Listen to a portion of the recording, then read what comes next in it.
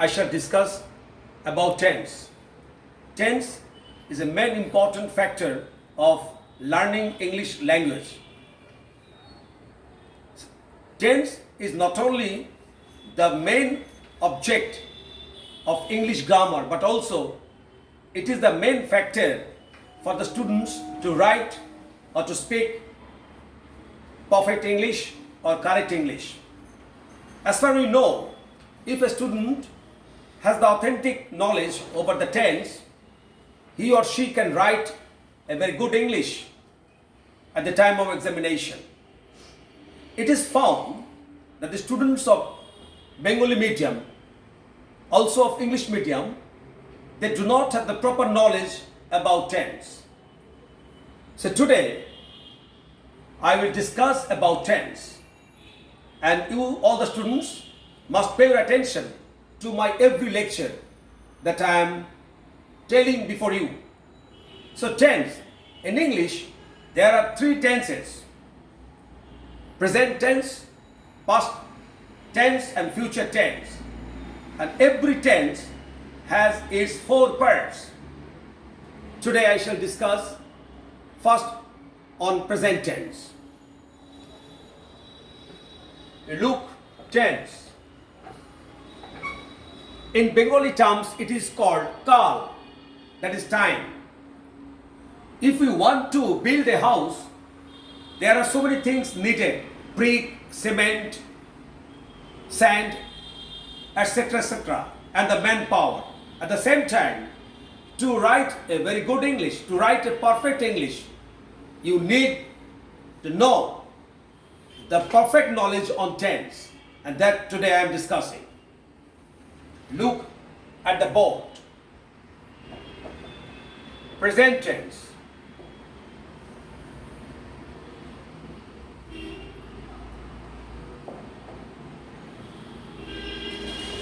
Past tense.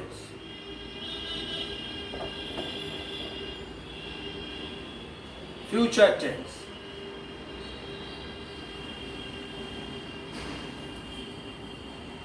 Present tense, that tells about the present time. Past tense, that tells about the past time. Future tense, that tells the action of the future time. Now, I want to express before you, present tense has its four parts. So, I am writing the four parts of the present tense.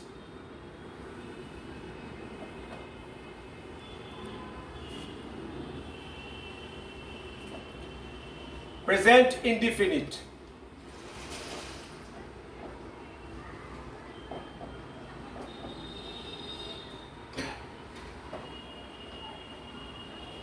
Present continuous.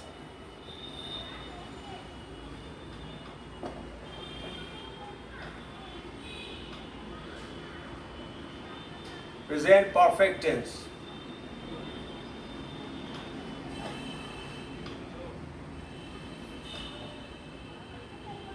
Present perfect continuous tense.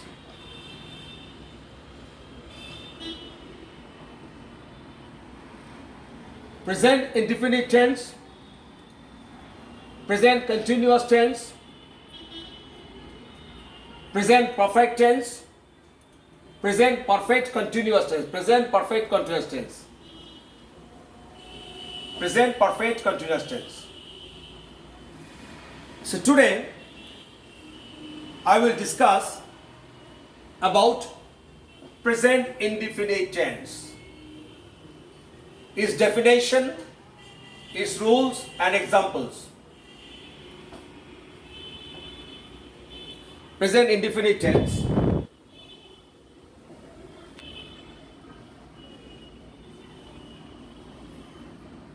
How would you clarify that a sentence is related to present indefinite tense?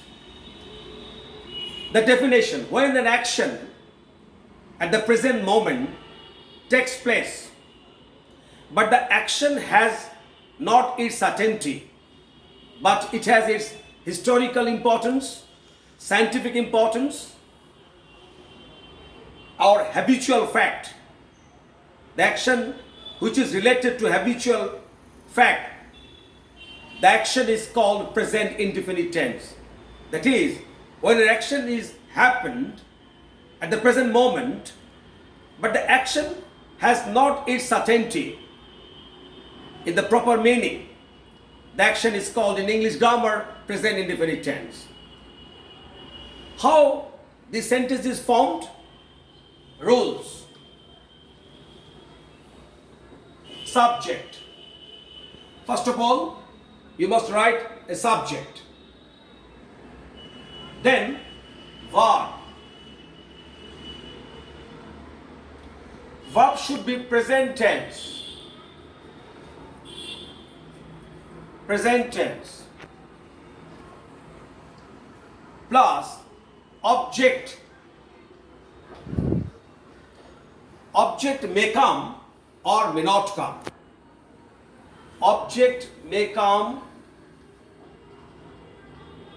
or may not come. Subject, verb, present tense, object may come or may not come.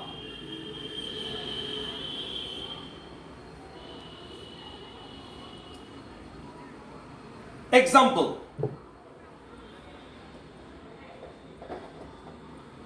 A boy says, I go to my house. A boy says, I go to my house at 7 p.m. That means the action takes place at a present time.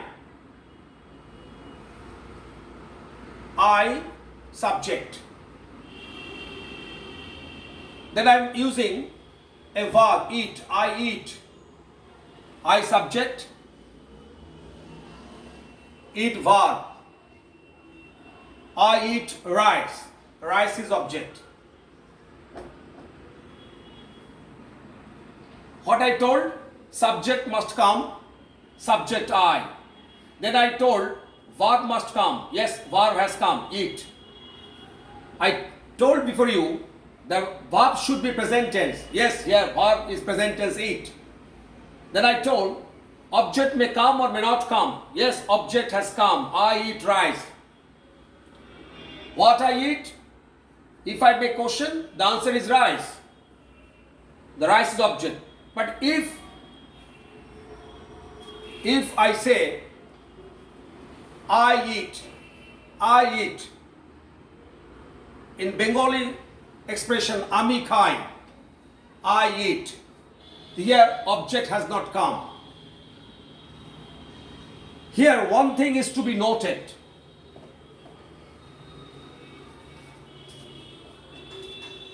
In this tense, if subject is third person singular number, then esh or yes should be added at the end of the verb. What is it? Ram go. If I say Ram go, this is mistaken. Ram goes. Ram goes to school. Ram goes to school.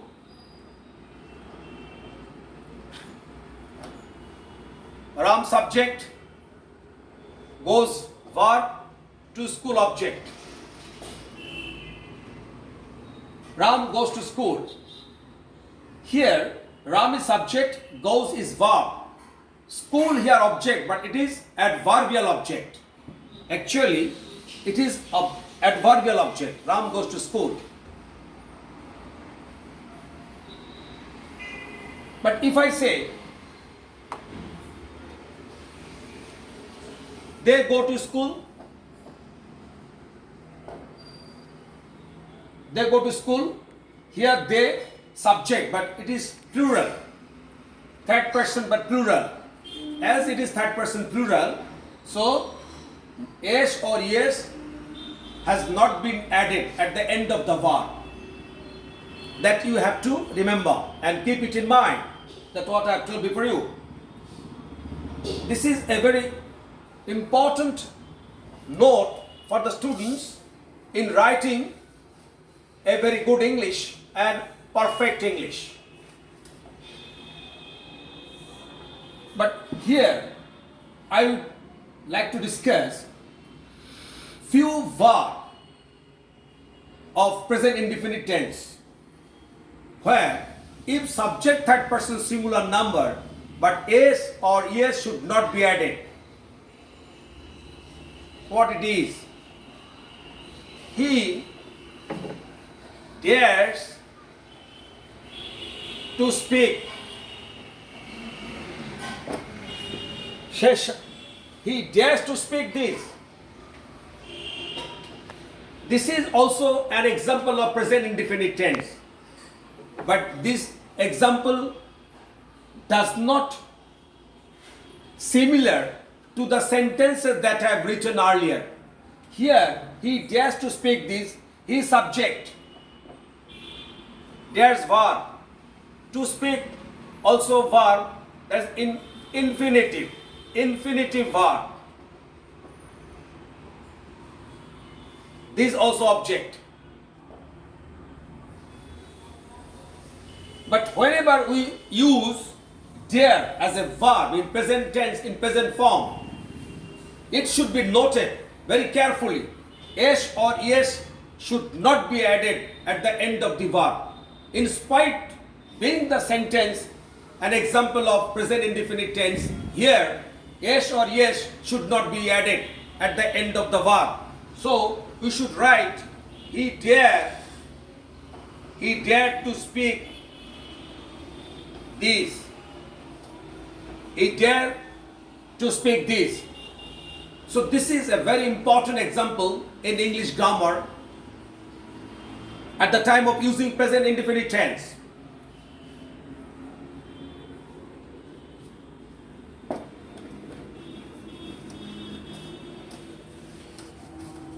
We should pay our attention to present indefinite tense as to why? Because in every day, after getting up from bed, we start our daily life. All the moment we use present indefinite tense, past tense and present perfect tense. We depend on these three tenses either at the time of our speaking or writing. So we should pay our attention to present indefinite tense. I hope. And present indefinite tense, sometimes I have told that the sentence that also related to scientific truth. The example of that scientific truth, the earth moves around the sun. The earth moves around the sun. Here the earth moves, it is an example of scientific fact. So the action, the earth moves for time immemorial. We do not know when the earth has started to move around the sun. We do not know. We are just guessing. And the scientists, whatever the scientists say to us, we believe in the sayings of our scientists that the earth moves around the sun. But when the earth started to move, we do not know. Just we believe in the statements of the scientist. So this sentence is always a present indefinite tense, and it is the example of present indefinite tense of scientific fact. The sky is blue. It is also an example of present indefinite tense, but here something delicate difference in that very sentence. The sky is blue. This is definitely present indefinite tense. Now we should not be saying this. It is simple present tense, as because the sentence has no finite verb. It has also the sky is blue. The sky is blue. It is also an example of present indefinite tense. But we cannot say it is the sky is blue. The sky is blue. It is also an example of present indefinite tense, But you cannot say present infinite tense. It's a present simple present tense. There is a delicate difference in saying present indefinite tense and simple present tense. Simple present tense means it must have a subject, then the auxiliary verb, the modal verb am is are, and the object. The sky is blue. Here modal verb is the sentence is an example of present tense, but simple present tense. It is also a scientific truth. The sky is blue. But I have told in my definition that perhaps you remember that an action which is related to your habitual fact. A boy says that every day I walk in the morning. Every day I walk in the morning. It is an example of habitual fact that I walk every day. I walk in the morning. So